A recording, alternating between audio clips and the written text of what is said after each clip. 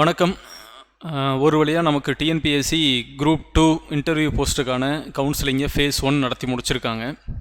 So இது ரொம்ப very long ப்ராசஸாக இருந்த ஒரு விஷயம். இங்கே 2022 ஆரம்பித்து 2024 நமக்கு ஃபேஸ் 1 கவுன்சிலிங் நடத்தி முடிச்சிருக்காங்க. இப்போ இந்த வருஷம் இந்த எக்ஸாம் கால்ஃபர் வரப்போ கொடுத்த இந்த புது டிவிஷனான குரூப் 2A குரூப் 2 ரெண்டு ஒரே எக்ஸாம் அப்படிங்கிற இந்த டிவிஷன்லேருந்து நமக்கு நிறைய கன்ஃபியூஷன்ஸ் இருந்துச்சு. அந்த கன்ஃபியூஷன்ஸ் இன்றைக்கி வரைக்கும் கண்டினியூ ஆகிக்கிட்டே இருக்குது. எப்போ குரூப் டி வரும் அப்படிங்கிற ஒரு விஷயம் இன்றைக்கி நம்மகிட்ட இருக்கிற தமிழ்நாட்டில் இருக்கிற பல பேருடைய தூக்கத்தை கெடுத்த ஒரு விஷயமா போய்கிட்டே தான் இருக்குது. ரைட், நமக்கு மொத்தம் 161 போஸ்ட்டுக்கு வந்து ஃபேஸ் 1 கவுன்சிலிங் நடந்திருக்கு. இன்டர்வியூ நடத்தி முடிச்சு அரௌண்ட் ஒரு 320-330 பேருக்கு இன்டர்வியூ நடத்தி முடிச்சு அதிலிருந்து ஒரு 161 பேரை எடுக்கலாம் அப்படின்னு சொல்லி கவுன்சிலிங் கூப்பிட்டா அதில் 114 போஸ்டிங் தான் ஃபில்லப் ஆகிருக்கு. இன்னும் 47 வேக்கன்சி இன்னும் ஃபில் ஆகாமல் இருக்குது. ஸோ நமக்கு நம்பர் 1 குரூப் 2A கேண்டிடேட்ஸுக்கு ரொம்ப உறுத்தலாக இருக்கிற ஒரு விஷயம் அதுதான். ஆக்சுவலாக நாங்கள் வந்து ஃபேஸ் 1 கவுன்சிலிங் நடக்கிறப்ப நாங்கள் என்ன நினச்சோம் அப்படின்னா, அதிகபட்சம் ஒரு 15-20 போஸ்ட் வந்து மேபி வேக்கண்ட்டாக இருக்கலாம். அதுவும் மேபி தான் நினச்சோம். ஏன்னா 3 வருஷமாக பெரிய போஸ்ட்டுக்கான வேக்கன்சிஸ் எதுவுமே டிஎன்பிஎஸ்சி ரிலீஸ் பண்ணாமல் இருக்கிறப்ப கண்டிப்பாக எல்லா போஸ்ட்டையுமே மக்கள் எடுத்துருவாங்க அப்படின்னு நம்ம நினச்சோம். ஆனால் நம்ம நினைப்புக்கெல்லாம் அப்படியே முற்றிலும் மாறாக நடந்த ஒரு விஷயம். 47 வேக்கன்சி இன்னும் குரூப் 2 இன்டர்வியூ போஸ்ட்டில் நல்ல பே ஸ்கேலில் இருக்கக்கூடிய இன்னும் 47 வேக்கன்சி இன்னும் வேக்கண்ட்டாக இருக்குது. அந்த போஸ்ட் எல்லாமே எந்த போஸ்ட் இன்னும் வேக்கண்ட்டாக இருக்குது அப்படின்னா, ஸ்பெஷல் பிரான்ச் அசிஸ்டன்ட் இன் கிரிமினல் இன்வெஸ்டிகேஷன் டிபார்ட்மெண்ட்டில் தான் அந்த வேக்கன்சிஸ் எல்லாமே அது எடுக்காமல் இருக்கிறாங்க. ஸோ இந்த கவுன்சிலிங்க்கு முன்னாடி நம்மக்கிட்ட சஜஷன் கேட்ட எல்லாருக்கும் அதுதான் சொன்னோம். காமனாக ஒரு விஷயம் என்ன அப்படின்னா, ஸ்பெஷல் பிரான்ச் அசிஸ்டன்ட் இன் கிரிமினல் இன்வெஸ்டிகேஷன் அப்படிங்கிற அந்த போஸ்டிங்கில் இருக்கிற 2-3 வார்த்தை தான் நம்ம கேண்டிடேட்ஸை குழப்பிருச்சு அப்படின்னு நம்ம நினைக்கிறோம். என்ன அப்படின்னா, ஒன்று கிரிமினல் இன்வெஸ்டிகேஷன், இன்னொன்று அந்த டிபார்ட்மெண்ட் வந்து போலீஸ் டிபார்ட்மெண்ட் அப்படிங்கிறதால மேபி போலீஸ் டிபார்ட்மெண்ட்டாக இருக்கும், போலீஸோடைய வேலை செய்ய வேண்டி இருக்கும், போலீஸ் வேலையை நம்ம கொடுத்துருவாங்களா அப்படிங்கிற மாதிரியான ஒரு பெரிய குழப்பம் எல்லாருக்கிட்டையுமே வந்துருச்சு. அதனால் அது நல்ல பேரில் இருக்கிற ஸ்கேல் இருந்தால் கூட எனக்கு வேண்டாம், நான் கம்மியாக இருந்தாலும் பரவாயில்ல, நான் அதில் போய்க்கிறேன், 2Aக்கு நான் ப்ரிஃபரன்ஸ் கொடுக்குறேன் அப்படின்னு நம்ம ஆஸ்பிரண்ட்ஸ் நினச்சதுக்கு காரணம் அதுதான். அதில் ஒரு பெரிய கிளாரிட்டி என்ன நம்ம சொல்லணும்னு நினைக்கிறோன்னா, அந்த போஸ்ட்டு யூனிஃபார்ம் போஸ்ட்டு கிடையாது. நீங்கள் எந்த போலீஸோடையும் போலீஸ் டியூட்டி எதையும் நம்ம பார்க்க போகிறதில்ல. போலீஸ் ஆஃபீஸில் இருக்கக்கூடிய கிளரிக்கல் ஒர்க்கு தான் அந்த ஒர்க். அப்போ வந்து இந்த ஸ்பெஷல் பிரான்ச் அசிஸ்டன்ட் அப்படிங்கிறது முழுக்க கிளரிக்கல் ஒர்க்கு. போலீஸ்க்கான டியூட்டிஸ் அதில் எதுவும் கிடையாது. போலீஸ் டியூட்டியோ இன்ஸ்டிட் ஆஃப் போலீஸ் நீங்கள் ஏதாவது வேலை பார்க்கணுமோ அப்படிங்கிற மாதிரியான சந்தேகம்லாம் வேண்டாம். அந்த மாதிரியான போஸ்ட் அது கிடையாது. ரெண்டாவது, அந்த போஸ்ட் வந்து லாஸ்ட்டாக ஒரு 10-12 வருஷம் ஆயிடுச்சு அந்த வேக்கன்சி வந்து. அதுக்கு முன்னாடி வேறு எந்த கால்ஃபர்லையுமே அந்த போஸ்டிங் வரல. கம்பேரிட்டிவ்லி மற்ற சில டிபார்ட்மெண்ட்ஸில் இருக்கிற போஸ்ட்டை விட குரூப் 2Aல நம்ம எல்லாரும் ஆவலை எதிர்பார்த்துட்டு இருக்கிற ரூரல் டெவலப்மெண்ட்டு அண்டு எல்எஃப் ஆடிட்டு, various assistants in various departments, அதெல்லாம் இருக்கிற ப்ரொமோஷனல் ஆப்பர்ச்சுனிட்டிஸை விட இதில் ப்ரொமோஷனல் ஆப்பர்ச்சுனிட்டிஸ் அதிகம். ஏன்னா ரொம்ப லாங் பேக் கழித்து ஒரு வேக்கண்ட் வந்திருக்கு. அந்த வேக்கண்ட்டுக்கு நம்ம கண்டிப்பாக நல்ல ப்ரொமோஷனல் ஆப்பர்ச்சுனிட்டிஸ் கிடைக்கும்.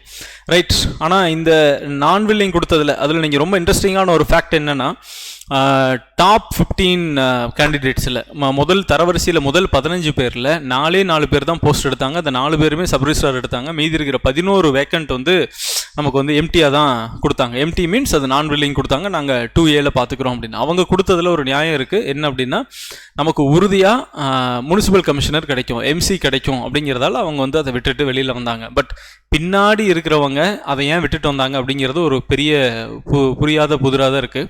ஏன்னா அவங்களுக்கு கண்டிப்பாக அங்கே எம்சியும் கிடைக்காது. ஆனால் எம்சி கிடைக்கலனாலும் பரவாயில்ல, நான் லோ பேயில் இன்னும் கொஞ்சம் கம்மியான பேயில் இருந்தாலும் பரவாயில்ல, நான் வேற ஒரு போஸ்டிங் எடுத்துக்கிறேன் அப்படிங்கிற அளவுக்கு இந்த போஸ்ட்டை ரொம்ப பார்த்து பயந்துட்டாங்க அப்படின்னு தான் சொல்லுவோம். ஸோ அடுத்த ஃபேஸில் போகிறவங்களாவது தயவு செஞ்சு அந்த பயம் வேண்டாம்.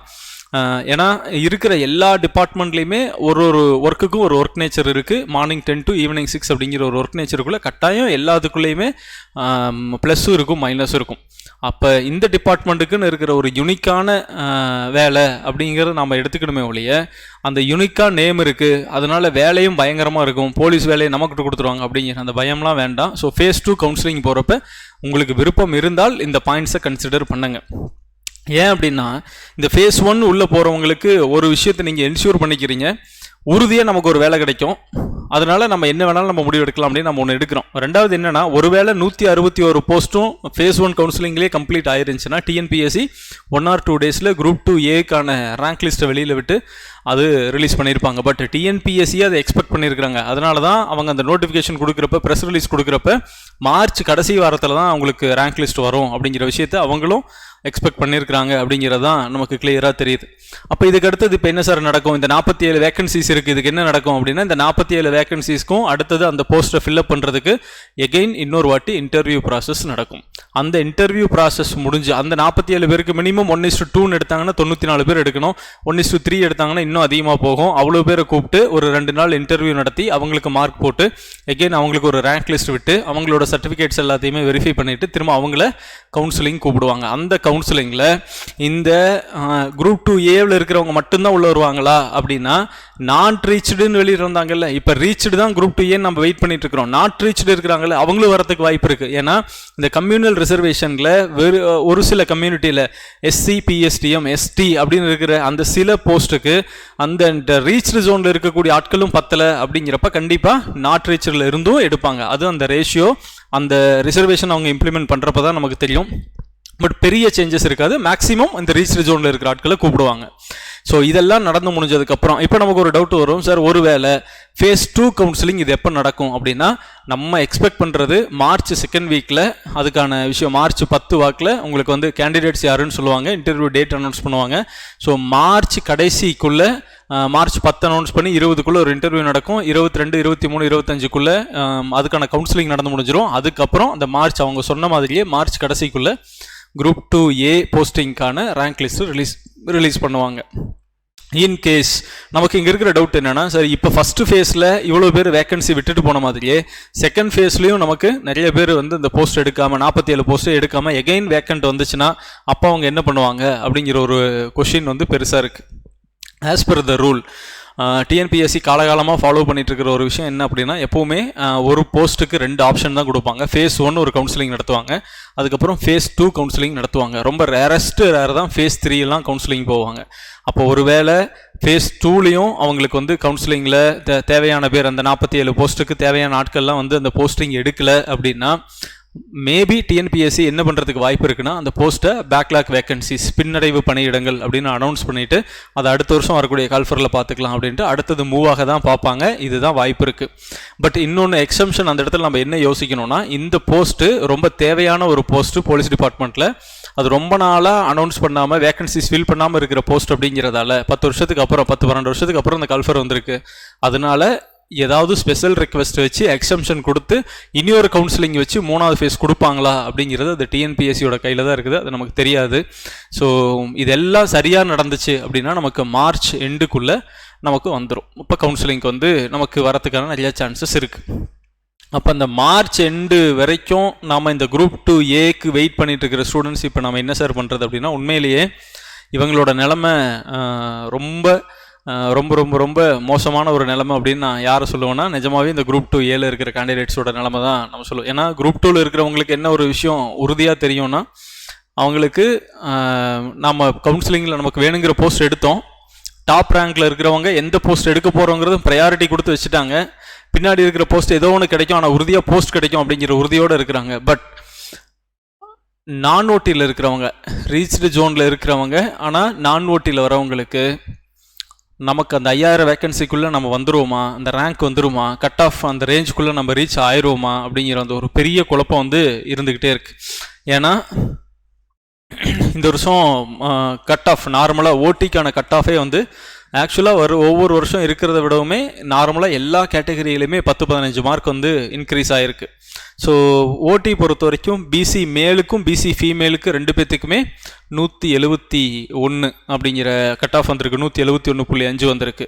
எம்பிசிக்கு 168.5 மேலுக்கு, ஃபீமேலுக்கு 168.25 வந்திருக்கு. எஸ்சிக்கு 163.25 மேலுக்கு, 163.5 ஃபீமேலுக்கு. எஸ்டிக்கு பிஎஸ்டிஎம் 132 மேலுக்கு ஃபீமேலுக்கு 2 பேர்த்துக்குமே அதுதான் வந்திருக்கு. அப்போ எங்கே வந்திருக்கு? பிசி எம்பிசி எஸ்சியில் பிஎஸ்டிஎம்க்கும் இந்த மார்க்குக்கும் ஏதாவது டிஃப்ரென்ஸ் காட்டுதா அப்படின்னா, இந்த குரூப் 2 மெயினில் நம்ம புரிஞ்சுக்க வேண்டிய ஒரு பெரிய விஷயம், பிஎஸ்டிஎம் பயங்கரமாக ப்ளே பண்ணியிருக்கு. ஸோ எக்ஸ்பெக்ட் பண்ண மாதிரி ஒரு 15 மார்க் வரும் அப்படின்னு நம்ம நினச்சோம். பட் ஆக்சுவலாக எல்லா கேட்டகரியிலையுமே BC MBC SC ST male female எல்லா கேட்டகரியிலையுமே பிஎஸ்டிஎம் அப்படிங்கிறது மினிமம் 20 மார்க் டிஃப்ரென்ஸை நமக்கு கொடுத்துருக்கு. 20 மார்க் வந்து நார்மல் கட் ஆஃபுக்கும் பிஎஸ்டிஎம் கட் ஆஃபுக்கும் நடுவில் 20 மார்க்ஸ் டிஃப்ரென்ஸ் இருக்குது. அது ஒரு குரூஷியல் ரோல் ப்ளே பண்ணது நமக்கு வந்து பிஎஸ்டிஎம் அப்படிங்கிறது. ஓகே, பட் இன்றைக்கி நம்ம இதுக்கு மேலே நம்ம போய் அதை ஒன்றும் பண்ண முடியாது. என்ன இருக்கோ அந்த விஷயத்தை வச்சு தான் நம்ம ப்ளே பண்ணி ஆகணும். அப்போ நம்ம கையில் மினிமம் நம்ம எல்லாமே சரியாக நடந்தால் நமக்கு இருக்கிற வாய்ப்பு நம்ம எப்போ யோசிக்கிறோம் அப்படின்னா, மார்ச் கடைசியில் நமக்கு குரூப் 2A ஒரு விஷயம் வந்துடும், ரேங்க் லிஸ்ட் வந்துடும் அப்படின்னு நம்ம சொல்கிறோம். அதுக்கப்புறம் இனி ஒரு குழப்பம் அந்த இடத்துல என்ன வந்துடுது அப்படின்னா, எலெக்ஷன் நோட்டிஃபிகேஷன் கண்டிப்பாக மார்ச் 2nd வீக்கில் கோட் ஆஃப் கான்டாக்ட் வரதுக்கு நிறையா சான்சஸ் இருக்குது. அப்போ தேர்தல் நடத்தை விதிமுறைகள் வந்துருச்சு, எலெக்ஷன் கான்டாக்ட் பண்ணிட்டாங்க அப்படின்னா அந்த இடத்துல நம்மளால் இந்த கவுன்சிலிங், இந்த டிஎன்பிஎஸ்சியோட இந்த செயல்பாடுகள் ஏதாவது பாதிக்குமா அப்படிங்கிற ஒரு பெரிய டவுட் எல்லாத்துக்குமே இருக்குது. நார்மலாக ஒரு விஷயம், டிஎன்பிஎஸ்சி எப்போவுமே ஒரு எலெக்ஷன் கால்ஃபர் பண்ணுறாங்கன்னா புது எக்ஸாம்ஸை அந்த பீரியடில் நடத்த மாட்டாங்க. எலெக்ஷன் பீரியட் இப்போ ஏப்ரல் மே ஜூன் இந்த பீரியட்லலாம் எலெக்ஷன் மந்த் அப்படிங்கிறதால தான் நமக்கு வந்து குரூப் 4 எக்ஸாமை பின்னாடி தள்ளி கொண்டு போய் ஜூனில் வச்சாங்க. இல்லை அப்படின்னா அது இன்னொரு 1 மாதம் முன்னாடி வரத்துக்கு நிறைய சான்சஸ் இருந்திருக்கும். ஸோ ஒரு பெரிய எக்ஸாம் நடத்துகிறாங்க அப்படின்னா அவங்களுக்கு தேவையான அளவுக்கு எம்ப்ளாயீஸ் கிடைக்க மாட்டாங்க, யார் டீச்சர்ஸ் கிடைக்க மாட்டாங்க. ஏன்னா எல்லா ஸ்கூலும் எலெக்ஷன் பூத்தாக மாறி இருக்கும், ஓட்டுச்சாவடி வாக்குச்சாவடிகளாக மாறி இருக்கும். டீச்சர்ஸ், கவர்மெண்ட் எம்ப்ளாயீஸ் எல்லாருமே அதுக்கு பூத் ஏஜென்ட்ஸ், அந்த பூத்தில் இருக்கிற வேரியஸ் லெவல் ஆஃப் போஸ்ட்டில் வந்து அப்பாயிண்ட் ஆகிருப்பாங்க, வேலை செய்யணும்.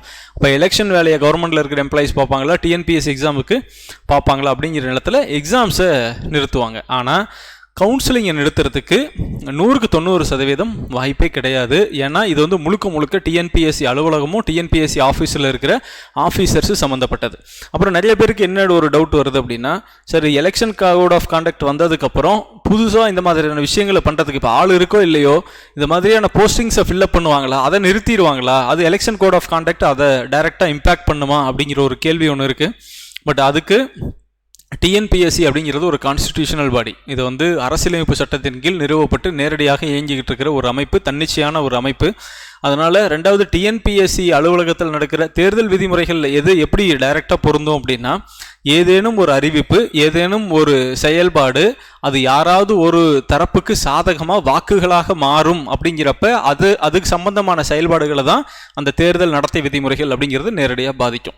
நீங்கள் ஆல்ரெடி எக்ஸாம் 2022 அனௌன்ஸ் பண்ணி 23 மெயின்ஸ் நடத்தி 24 கவுன்சிலிங் நடத்தி இதில் எதையுமே மாற்ற போகிறதில்ல, இதனால் யாருடைய வாக்கும் எதுவும் பாதிக்க போகிறதில்ல. அப்போ இந்த செயல்பாடு நேரடியாக யாராவது ஒரு கட்சிக்கோ அமைப்புக்கோ ஒரு வேட்பாளருக்கோ அது மாதிரியா சாதகமாக வருங்கிறத மட்டும்தான் தடை பண்ணுவாங்களே ஒழிய, கவுன்சிலிங்னால இந்த தேர்தல் நடத்தை விதிமுறைகளுக்கு அடிப்படையாக இருக்கிற அந்த விஷயங்களை ஒரு கலந்தாய்வு நடத்துறது, டிஎன்பிஎஸ்சியோட எம்ப்ளாயிஸை மட்டும் யூஸ் பண்ணி டிஎன்பிஎஸ்சி பில்டிங்குள்ளே நடக்கிற இந்த கவுன்சிலிங்கை கண்டிப்பாக அது அஃபெக்ட் பண்ணாது. அதனால் எலெக்ஷன் கோட் ஆஃப் கான்டாக்ட் வந்தாலும் உங்களுக்கு கவுன்சிலிங் நடக்கிறதுல டிலே ஆகாது. அப்போ நமக்கு தெரிய வேண்டிய ஒரே விஷயம் என்னென்னா, மார்ச் எண்டுக்குள்ளே அது வந்துருமா வராதா அப்படிங்கிறது மட்டும்தான். அது இந்த phase 2 கவுன்சிலிங் முடிஞ்சதுக்கப்புறம் எல்லாமே ஃபில்லப் ஆயிடுச்சு அப்படின்னா then there is no more question. அதை பற்றி யோசிக்கவே வேண்டாம். ஒருவேளை ஃபில்லப் ஆகலை அப்படின்னா நம்ம அடுத்த கட்டத்தை யோசிக்கணும். அப்போ அது டிஎன்பிஎஸ்சி அது பேக்லாக்காக கொண்டுட்டு போகிறாங்களா, இல்லை எகைன் phase 3 ஏதாவது அனௌன்ஸ் பண்ணுவாங்களா அப்படிங்கிறது வந்து அந்த டிஎன்பிஎஸ்சி தான் தெளிவுபடுத்தணும். அது வரைக்கும் we have to wait, there is no other way. அப்போ அது வரைக்கும் நம்ம என்ன சார் பண்ணுறது? பயங்கர மன உளைச்சலாக இருக்கும் இல்லை? உண்மையிலேயே நமக்கு ஒவ்வொரு நாளும் ஈவன் ஃப்ரம் சிக்ஷா 70+ ஸ்டூடெண்ட்ஸ் அதுக்காக வெயிட் பண்ணிகிட்ருக்குறாங்க. ஸோ அந்த ரிசல்ட் வந்தால் தான் உள்ளேயா வெளியவா அப்படிங்கிறது தெரியும். ரீச்டு ஜோனில் அவ்வளோ பேர் இருக்காங்க. ஆனால் அவங்களுக்கு தெரியணும் இப்போ எல்லாருக்குமே நமக்கு வேலை நம்ம உள்ளே போகுமா, இல்லை நம்ம கட் ஆஃப் ரீச் ஆகுமா ஆகாதா அப்படிங்கிற ஒரு விஷயம் நமக்கு நார்மலாக இருக்குது. அப்போ நம்ம ஆல்ரெடி கட் ஆஃப் பார்த்துட்டோம். பிசி, எம்பிசி, எஸ்சி, எஸ்டி எல்லாத்துக்கும் ஓடிக்கான கட் ஆஃப் ரொம்ப கிளியர் கட்டாக தெரிஞ்சிருச்சு. அப்போ அதிலிருந்து கீழே தான் அப்படியே ஆரம்பிச்சுட்டே வரும். ஒரே ஒரு ப்ளஸ் என்ன அப்படின்னா 5000+ வேகன்சிஸ் இருக்குது, அதனால கட் ஆஃப் கம்மியாகும். பட் என்னோட அசம்ஷனில் இந்த கட் ஆஃப் எங்கே வந்து நிற்கலாம் அப்படின்னா 145 வரைக்கும் வந்து நிற்கலாம் அப்படிங்கிறது என்னுடைய கணிப்பு. ஸோ 145+ மார்க்ஸ் இருக்கிறவங்க ஓட்டியில், நான் ஓட்டியில் வரவங்க, மெயின்ஸ் மார்க் 145+ இருக்குது அப்படின்னா அவங்களுக்கு கண்டிப்பாக ஏதாவது ஒரு போஸ்ட் ஏதோ ஒரு டிபார்ட்மெண்ட்டில் கிடச்சிரும் அப்படின்னு சொல்லலாம். Irrespective of reservation. நான் சொல்கிறது இன்னும் ரிசர்வேஷனுக்குள்ளே உள்ள வரோம், ஸ்பெஷல் கேட்டகரிக்குள்ளே வரோம், பிஎஸ்டிஎம்லாம் வரோம் அப்படின்னா கண்டிப்பாக இன்னும் கூட கொஞ்சம் குறையும். பட் இது நம்ம எதையுமே யாரும் அஷ்யூராக சொல்ல முடியாது. எனக்கு வரும் சார், நான் ஜாலியாக இருப்பேன் அப்படிலாம் நம்ம சொல்லவே முடியாது. ஏன்னா நாளைக்கு யாருக்கு வரும் யாருக்கு வராதுங்கிறது நமக்கு ரேங்க் லிஸ்ட் வந்து மார்க் லிஸ்ட் நமக்கு பப்ளிஷ் ஆனதுக்கு அப்புறம் தான் அந்த விஷயத்தை நம்ம உறுதிப்படுத்த முடியும். அது வரைக்கும் கண்டிப்பாக உறுதிப்படுத்தவே முடியாது. உண்மையிலேயே ரொம்ப பாவமான கேட்டகரி யாருன்னா இந்த குரூப் 2A நான் ஓட்டியில் இருக்கிறவங்க தான். ஏன்னா நமக்கு உள்ளே போகுமானும் தெரியாது, போக மாட்டோமானும் தெரியாது, நல்ல மார்க் வருமானும் தெரியாது, வராதுன்னு தெரியாது. நிறைய பேர் நான் ரொம்ப சூப்பராக எழுதியிருந்தேன் அப்படின்னு நம்ம நினச்சிட்டு இருந்தோம். பட் நமக்கெல்லாம் நம்ம ஓட்டிலேயே நல்ல டாப் ரேங்க் வருவோம் அப்படின்னு நம்ம நினச்ச பல பேருக்கு நான் ஓட்டி தான் வந்திருக்கு. அப்போ அவங்களோட கான்ஃபிடென்ஸ் ஆட்டோமேட்டிக்காக கொலாப்ஸ் ஆகிருக்கும். நாம் நல்ல மார்க் வரும்னு நினச்சோம், பட் நமக்கு ஓட்டி வரல, நான் ஓட்டி தான் வந்திருக்கு அப்படிங்கிறப்ப இப்போ அவங்களுக்கு அந்த கான்ஃபிடென்ட்டே போயிடும். நான் நல்ல மார்க் வரும்னு இப்போ மட்டும் நான் எப்படி நம்ப முடியும், இன்னும் கம்மியாக போட்டிருப்பாங்களோ அப்படிங்கிற ஒரு கேள்வி வருது. இனி ஒன்று, ஓட்டியில் போன நிறைய பேருக்கு நான் ஓட்டி வருவேன்னு எதிர்பார்க்கவே இல்லை அப்படின்னு நினச்சவங்க ஓட்டி போயிருக்காங்க. கண்டிப்பாக ஓட்டியில் தான் வருவோன்னு நினச்சவங்க நான் ஓட்டியில் வந்திருக்கிறாங்க. ஸோ இதில் எதையுமே நம்ம கெஸ் பண்ணுறதுக்கு இல்லை, நமக்கு கண்ணுக்கு முன்னாடி ஒரு ரேங்க் லிஸ்ட் வந்தால் தான் தெரியும். உண்மையிலேயே ஒரு கடுமையான மன உளைச்சல் கொடுக்கக்கூடிய ஒரு இடம். ஒரு உடல் வலி இருக்குது அப்படின்னா 2 நாள் ரெஸ்ட் எடுத்தால் சரியாக போயிடும்.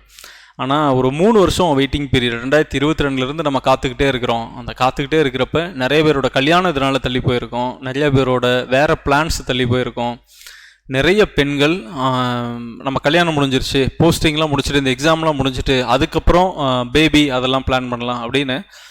ஸோ நம்ம எதிர்பார்க்கவே முடியாத பல்வேறு ஆங்கிளில் இந்த விஷயங்கள் எல்லாமே தள்ளி போயிருக்கு. எல்லா விஷயங்களுமே இந்த ஒரு தேர்வு முடிவுக்காக நிறைய விஷயங்கள் தள்ளி போயிருக்கு.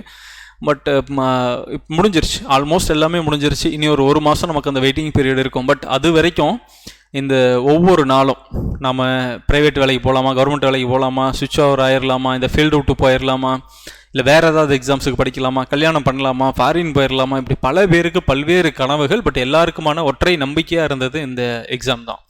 அப்போ இந்த எக்ஸாமுக்கான முடிவுகள் தெரிகிற வரைக்கும் டெஃபினட்டாக நமக்குள்ளால் வேறு எதுலேயும் மூவ் ஆக முடியாது. அது வரைக்கும் இருக்கிறது எப்படின்னா, ஒவ்வொரு நாளும் ஒரு பயங்கரமான மன உளைச்சலை கொடுத்துக்கிட்டே இருக்கக்கூடிய ஒரு விஷயந்தான். இப்போ நம்ம கண்ணுக்கு முன்னாடி என்ன இருக்குது அப்படின்னா, இப்போதைக்கு குரூப் 4 எக்ஸாமுக்கு நோட்டிஃபிகேஷன் கொடுத்துருக்குறாங்க. இன்னையிலிருந்து இன்னும் 105 நாள் எக்ஸாமுக்கு இருக்குது. ஸோ என்ன ஸ்டேஜில் நீங்கள் இருந்தாலும் பரவாயில்ல. இப்போ நீங்கள் ஆல்ரெடி குரூப் 2 ஓட்டி, குரூப் 2 நான் ஓட்டியில் இருக்கிறவங்க, ரிசல்ட்ஸ்க்காக வெயிட் பண்ணுறவங்க, 100% உறுதியாக எனக்கு வேலை கிடச்சிரும், நான் ஃப்ரீயாக இருக்கிறேன் சார் அப்படின்னு யார் சொல்ல முடியும்? குரூப் 2 ஓட்டியில் பின்னாடி இன்டர்வியூ போஸ்ட்டு கூப்பிடாமல் அந்த 161 பேர் போகாமல், 480 அந்த 161 பேர் போகாமல் மீதி இருக்கிற அந்த 300 பேருக்கு உறுதியாக அவங்க ஃப்ரீயாக இருக்கலாம், உறுதியாக அவங்களுக்கு வேலை கிடைக்கும். மீதி இருக்கிறவங்களுக்கு அப்படின்னா அது நமக்கு தெரியாது, என்ன வேணாலும் நடக்கலாம் நாளைக்கு அப்படிங்கிற ஒரு பொசிஷன் இருக்குது.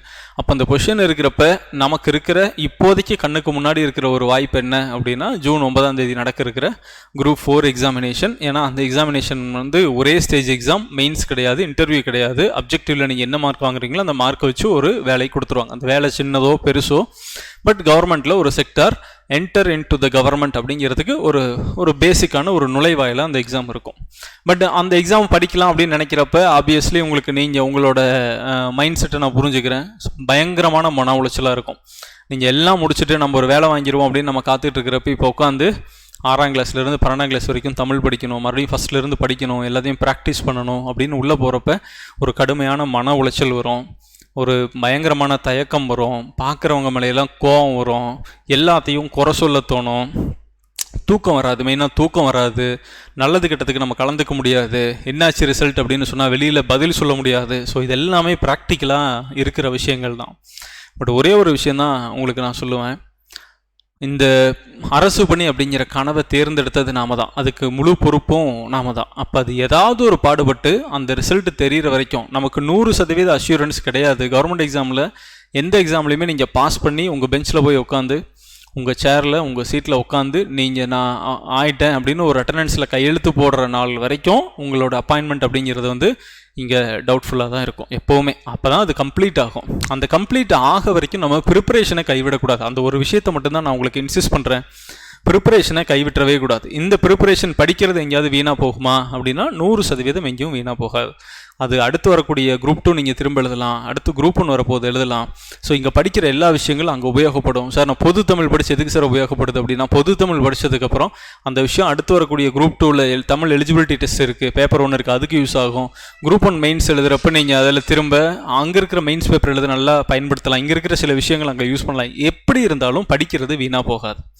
ஆனால் இந்த 100 நாளில் உங்கள் கண்ணு முன்னாடி 2 ஆப்ஷன் இருக்குது. எனக்கு வருமா வராதா, வரும். ஏன்னா மார்ச் எண்டில் வருதுன்னு சொன்னால் கூட அது ஏப்ரல் 15, ஏப்ரல் கடைசி ஆயிரும், கவுன்சிலிங் முடிச்சு உங்களுக்கான போஸ்டிங் ஃபில்அப் ஆகுது, நீங்கள் உங்களுக்கு ஒரு முடிவு தெரியறதுக்கு. அப்போ அது வரைக்கும் நான் அடுத்து வரக்கூடிய இந்த 60 நாள் 70 நாள் இந்த மன உளைச்சல்லையே நான் சுற்றிட்டு இருக்க போகிறேன்னா, வருமா வராதாங்கிற மன உளைச்சல்லையே இருக்க போகிறேன்னா, இல்லை பெட்டரான இன்னொரு ஆப்ஷனை நான் மூவ் ஆக போகிறேன்னா அப்படிங்கிறப்ப நீங்கள் என்னோட kind suggestion, please prepare for group 4 examination. அது வருது வரல அது பிரச்சனை இல்லை. நீங்கள் குரூப் 4ல் நல்லா படித்து இதில் பாஸ் பண்ணுங்கள். ஈவன் அதே அந்த சேம் டைமில் குரூப் 2ல் ரிசல்ட் வரட்டும், வேலை வாங்கிட்டு நீங்கள் இதை நீங்கள் குவிட் பண்ணிவிட்டு போயிடலாம். ஒரு வேளை ரிசல்ட் நெகட்டிவாக வருது அப்படின்னாலும் நம்மக்கிட்ட ஒரு பேக்கப் இருக்கணும். நம்ம ஒரு விஷயத்தில் ப்ரிப்பரேஷனில் இருக்கணும். ஒரு அரசு வேலை அப்படிங்கிற ஒரு பெரிய கனவை நோக்கி நம்ம ஒரு பயணத்தை தொடங்கினதுக்கப்புறம் அதை அடையாமல் எந்த காரணத்தை கொண்டு நடுவில் பிரேக் பண்ண முடியாது. அப்போ அது வரைக்கும் நம்ம ப்ரிப்பரேஷனை கையில் வச்சுக்கணும். அப்போ கஷ்டமாக இருக்குது சார், புக் எடுத்தால் படிக்கவே முடியல, அழுகையாக வருது, மன உளைச்சலாக இருக்குது, மனசு கஷ்டமாக இருக்குது, 100% கரெக்ட், அது அப்படி தாங்க இருக்கும். ஆனால் ஒரு விஷயத்தை மட்டும் எப்போ மைண்டில் வச்சுக்கோங்க, உங்கள் கட்டுப்பாட்டில் இல்லாத எந்த ஒரு விஷயத்துக்காகவும் நீங்கள் வருத்தப்படுறதில் பயனே கிடையாது. உங்கள் கட்டுப்பாட்டில் இருக்கிற விஷயம் இதுக்கு முன்னாடி மெயின்ஸுக்கு எக்ஸாமுக்கு ப்ரிப்பேர் பண்ணுறதும் அதை நல்லா ப்ராக்டிஸ் பண்ணுறதும் உங்கள் கட்டுப்பாட்டில் இருந்துச்சு. அது நீங்கள் நல்லா பண்ணலன்னா ஒரு வேளை நீங்கள் அப்போ வருத்தப்பட்டிருக்கலாம். இப்போ எல்லாமே எழுதி முடிச்சிட்டோம், மார்க்ஸ் போட்டாச்சு, பேப்பர் திருத்தியாச்சு, நமக்கு தெரியாது நம்ம மார்க் எவ்வளோன்னு, அவ்வளோதான். இப்போ நீங்கள் வருத்தப்படுறதால கூடுதல் மார்க்கோ வருத்தப்படாமல் இருக்கிறதால குறைவான மார்க்கோ எதுவும் மாற போகிறதில்ல. அது உங்கள் கட்டுப்பாட்டை மீறி உங்கள் கைக்கு வெளியில் போன ஒரு விஷயம். ஆனால் குரூப் 4 எக்ஸாம் இருக்குது, உங்கள் கையில் புக்ஸ் இருக்குது, அடுத்து ஒரு வாய்ப்பு இருக்குது, இந்த கேப் நடுவில் 100 நாள் இருக்குது அப்படிங்கிற இது இப்போ சொல்கிற எல்லா விஷயங்களும் உங்கள் கட்டுப்பாட்டில், உங்களோட நேரடி கட்டுப்பாட்டில் இருக்கக்கூடிய விஷயங்கள். அப்போ இந்த உங்கள் கட்டுப்பாட்டில் இல்லாத ஒரு விஷயத்துக்காக கவலைப்பட்டு உங்கள் கட்டுப்பாட்டில் உங்கள் கண்ணுக்கு முன்னாடி உங்கள் கையில் இருக்கிற ஒரு வாய்ப்பை விட்டுற வேண்டாம். படிங்க, படிக்கிறது எந்த இடத்துலையும் உங்களை கைவிட்டுறாது, அது ஏதாவது ஒரு வகையில் உங்களுக்கு ஹெல்ப் பண்ணும் அப்படிங்கிற ஒரு விஷயந்தான் நான் உங்களுக்கு சொல்ல வரேன். அதனால் நீங்கள் எந்த ஸ்டேஜில் இருந்தாலும் சரி, இப்போ ரிசல்ட் வந்து 10-15 நாள் ஆச்சு, 20 நாள் ஆயிடுச்சு, இது நாள் வரைக்கும் வருத்தப்பட்டுகிட்டே இருந்த ஒரு மாதிரியாக இருக்குது, டல்லாக இருக்குது. கரெக்ட், நான் உங்களுக்கு உங்கள் மனநிலையை உங்கள் இடத்துலேருந்து நான் உணர்ந்து பேசுகிறேன். அது எல்லாமே இருக்கும் தான். பட் இன்னைக்கு நைட்டோடு அது எல்லாத்தையும் எடுத்து வச்சுட்டு நாளை காலையிலேருந்து ரொம்ப ஃப்ரெஷ்ஷாக என்ன நடந்தாலும் நடக்கிறது நம்ம பார்த்துக்கலாம், இதில் ஒன்றும் நம்ம மாற்ற போகிறதில்ல அப்படிங்கிற ஒரு விஷயத்தை மட்டும் மைண்டில் வச்சுக்கிட்டு ஏதாவது ஒன்றில் டைவர்ட் ஆகுங்க. ஏன்னா மனநலம் அப்படிங்கிறது உடல் நலத்தோட ரொம்ப முக்கியம். இதையவே உள்ளே வளர்ந்துக்கிட்டே இருந்தீங்க அப்படின்னா உங்கள் மனநலம் ரொம்ப பாதிக்கப்படும். அதுக்கடுத்தது உங்களோட ஹெல்த்தே அஃபெக்ட் ஆகும். அதிலிருந்து நம்ம மீண்டு வர்றது அப்படிங்கிறது அவ்வளோ ஈஸியான ஒரு காரியம் அல்ல. அப்போ இருக்கிற இந்த மன உளைச்சலையும் இந்த வலியும் நம்ம வேதனையும் போக்கிக்கணும் அப்படின்னா ஒரே வழி இந்த விஷயத்திலிருந்து இன்னொரு விஷயத்துக்கு ஜம்ப் ஆகிறது, இன்னொரு விஷயத்தை ப்ரிப்பரேஷனை ஸ்டார்ட் பண்ணிடுறது. ஒரு 2 நாள் படிங்க, ஆத்மார்த்தமாக நீங்கள் படிக்க ஆரம்பிச்சிருவீங்க. Again into the line அப்படிங்கிற மாதிரி அதுக்குள்ளே நீங்கள் தீவிரமாக மூழ்கிருங்க. அப்புறம் அந்த வேலை இந்த போஸ்ட் வரும், வேக்கண்ட் வரும், நம்ம எழுதுவோம், பாஸ் பண்ணுவோம், அப்படி அது வாட்டுக்கு போயிடும். பாஸ் பண்ணிட்டோம், நமக்கு நல்ல வேலை கிடைச்சிருச்சு அப்படின்னா இந்த ப்ரிப்பரேஷனை நம்ம நிறுத்திக்கலாம். இல்லை நம்ம எதிர்பார்க்காத மாதிரி ஒரு ரிசல்ட் வந்துருச்சு, நல்லபடியாக வரல அப்படிங்கிற ஒரு ஸ்டேஜ் வருது அப்படின்னா எகைன் நம்ம விட்ட இடத்துலேருந்து அதை அப்படியே கன்டினியூ பண்ணி அடுத்த குரூப் 4ல் ஒன்று அச்சீவ் பண்ணிடலாம். குரூப் 4 வேலைக்கு நான் போகவே மாட்டேன் சார், ஓகே, அது பிரச்சனை இல்லை. நான் என்ன சொல்கிறேன்னா குரூப் 4 எக்ஸாமில் ஜெயிச்சிருங்க. அந்த வெற்றி உங்களை இன்னும், அந்த சின்ன எக்ஸாமில் கிடைக்கிற வெற்றி இன்னும் பல பெரிய வெற்றிகளுக்கு உங்கள் மனசுக்கு ஒரு ஆறுதலாகவும் மருந்தாகவும் இருக்கும். அதனால் நீங்கள் கட்டாயம் குரூப் 4 எழுதுறவங்க எல்லாரும் குரூப் 4 வேலைக்கு போகணும் அப்படிங்கிறத நான் சொல்லலை.